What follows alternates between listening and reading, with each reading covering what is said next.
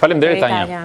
Mirë, ne do të nisim tani me lidhjet tona të drejtë për drejta. Në fakt edhe do të ndalemi fillimisht në Fier, atje ku pritshmëritë ishin të larta për Partinë Socialiste, për kryeministrin Edi Rama dhe u plotësuan të gjitha. 12 mandate ka për momentin mazhoranca në Fier dhe ne do të jemi me kolegen ton, me Ornela Jotin, e cila ka raportuar nga Fieri që prej ditës zgjedhjeve. Jam kurioz tani ta pyes, a ka qenë ditë lehtë në fakt, duke qenë se gjithçka le ta themi kështu për Partinë Socialiste ka shkuar vaj atje. Ornela do të na tregoj. Mirëmëngjes. Ja, po kemi mirëmëngjes Ornela.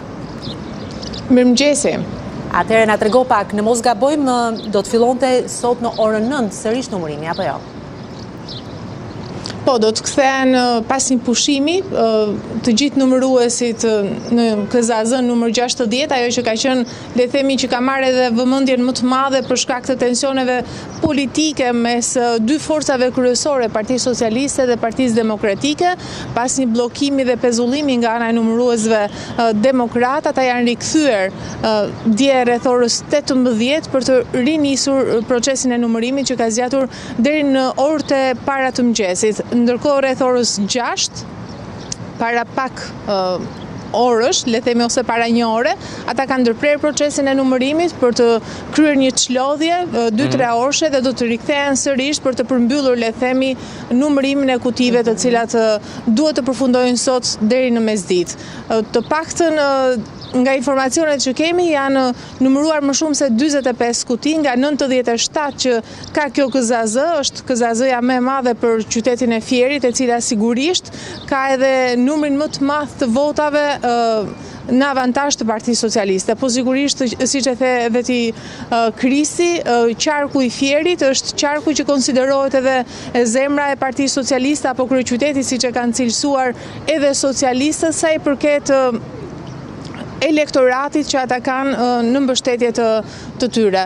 Edhe një ditë më parë, zëvendës kryeministra dhe drejtuesja politike Belinda Balluku e pyetur nga CNN e cilësoi surprizë mandatin e 12 dhe sigurisht nuk e fsheu kënaqësinë apo euforinë në lidhje me rezultatin e siguruar në qarkun e Fierit. Por gjithsesi, ajo deklaroi që me qetësi do të presë numërimin deri në kutinë e fundit, nxiti të gjithë numëruesit dhe vlerësoi edhe numëruesit socialistë, demokratë, të gjithë forcave që ndodhen në qendrat e numërimit për të kryer me qetësi të gjithë procesin deri në fund. Dhe rrjedhimisht nga kjo lloj diference, Ornela, na lindet drejta ta mendsojmë që procesi ka qenë i qetë dhe nuk ka pasur asnjë farë kontestimi?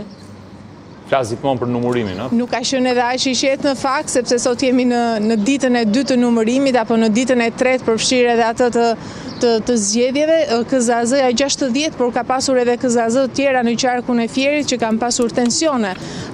Jo më larg se dje, në këtë KZAZ, e cila është më e madhe e qytetit të Fierit, kanë qenë numëruesit e Partisë Demokratike, të cilët u tërhoqën për disa orë, u tërhoqën nga numërimi, madje shtabi elektoral vendosi edhe pse numëruesit apo nënkryetaria e KZAZ-s tha që nuk ishte një vendim politik, vendosi pezullimin e numërimit për shkak të lodhjes së numëruesve sipas tyre dhe do të ktheheshin pas një dite. Por pasi socialistët kërkuan me këmbgulje rinisjen e procesit të numërimit, kërkuan ndërhyrjen e Komisionit Qendror të Zgjedhjeve për të kryer numërimin e të gjitha kutive që ishin të kësaj KZAZ-je, Komisioni Qendror i Zgjedhjeve mori një vendim për të rinisur procesin e numërimit, qoftë edhe me 2 numërues, siç e lejon kodi zgjedhor. Partia Socialiste me 2 numërues për çdo tavolinë, një numërues Partisë Socialiste dhe një i PSD-s, ka nisur procesin e numërimit. Ndërkohë demokratët janë rikthyer 2 orë më pas, numëruesit e Partisë Demokratike, ndërkohë deklaruan që 7 kutit e numëruara nga